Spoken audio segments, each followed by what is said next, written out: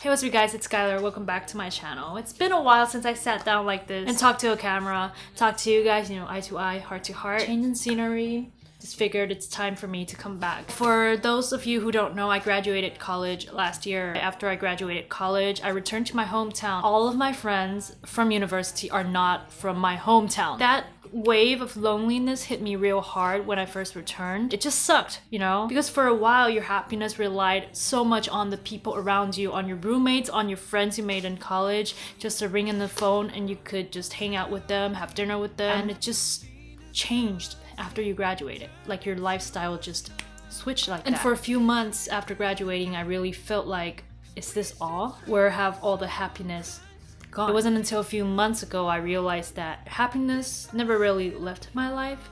It's just as an adult now, I have to learn to pursue my own happiness. I have to learn to be in control of my own happiness. For a while, I just felt so alone, that emptiness in my heart, I didn't know how to deal with it. It was just that one day, you guys all know that day, you realize you have to do something about it. I discovered how empty it made me feel to look at my phone every night and just scroll through all the social media, looking at the funny memes. It gets pretty boring real fast. And it just hit me that I need to find something in my life to give my life meaning again. Or else if you keep allowing that emptiness to suffocate you, you'll just end up being someone that you don't recognize in a few years, and that's not something I want to happen to me. So from that moment on, I decided to detox my life bit by bit, and this is what this video is about.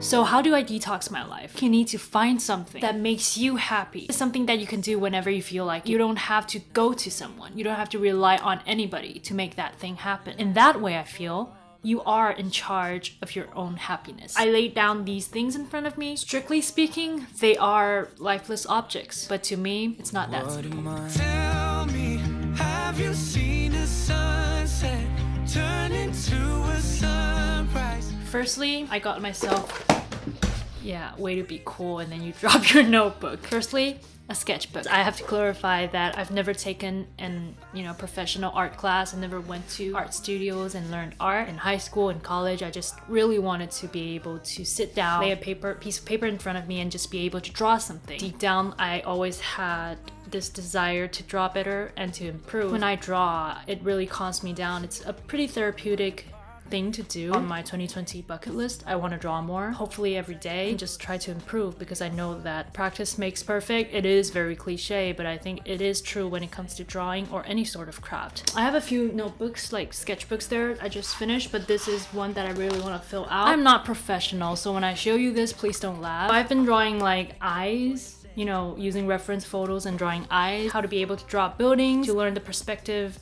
1 point, 2 point, 3 point perspective views, and how to draw it better. And hopefully I get to urban sketching and live sketch. And my hope this year is that I eventually get to fill this up, and maybe sometimes I can share my things with you. I am far from a good artist. I wouldn't even dare call myself that, but I would say that I am someone striving to improve, and hopefully I can make art a part of my life in the future.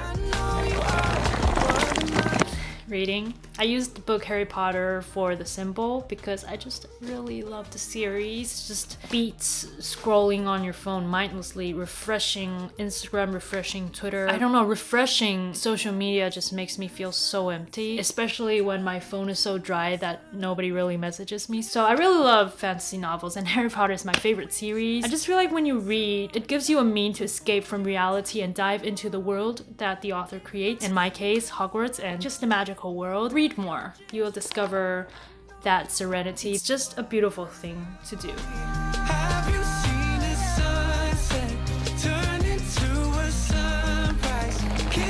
This next thing is so important to me.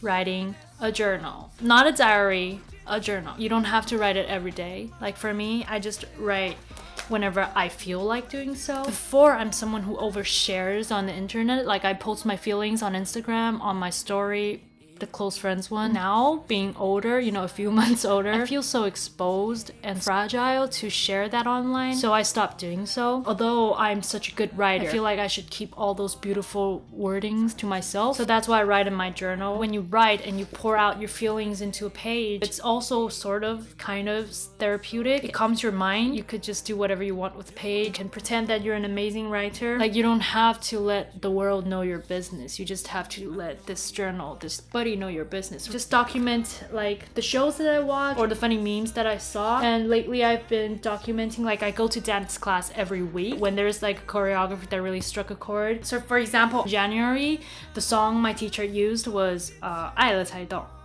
You don't know that. It's Chinese. You don't know that. That choreography was so beautiful. My heart was still so full even after I returned home. I sort of like printed out a screenshot of the song and a screenshot of a choreography and just wrote down my feeling. It really helps, you know, when you write down your feelings and journal down your thoughts. Buy a journal. Buy a good one if you really need to. Fill it up with your memories. Turn your life into stories.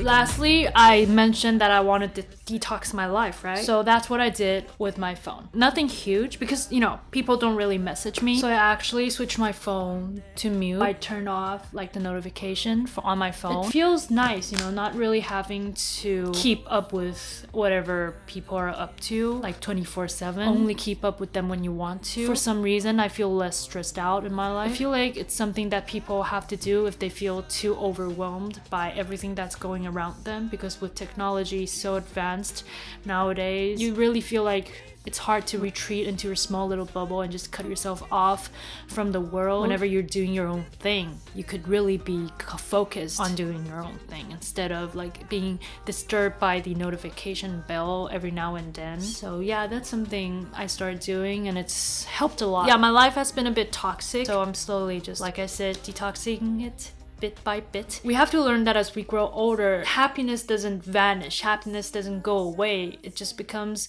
less visible, and we just have to know how to discover it. And when we do discover it, we have to learn to hold on to them. I'm glad that I have dancing, drawing, journaling, reading, the action of muting my phone. It just makes me happier compared to me a few months ago when I really didn't know where I was after graduating. I didn't know my direction, I didn't know where to go, but now I do. I know where I'm going and I know what to do to calm myself down and to be happy, because you have to know that in the end, the only person you can depend yourself on when it comes to happiness is yourself. Thank you guys so much for watching. I'll see you guys in another new video. Until next time,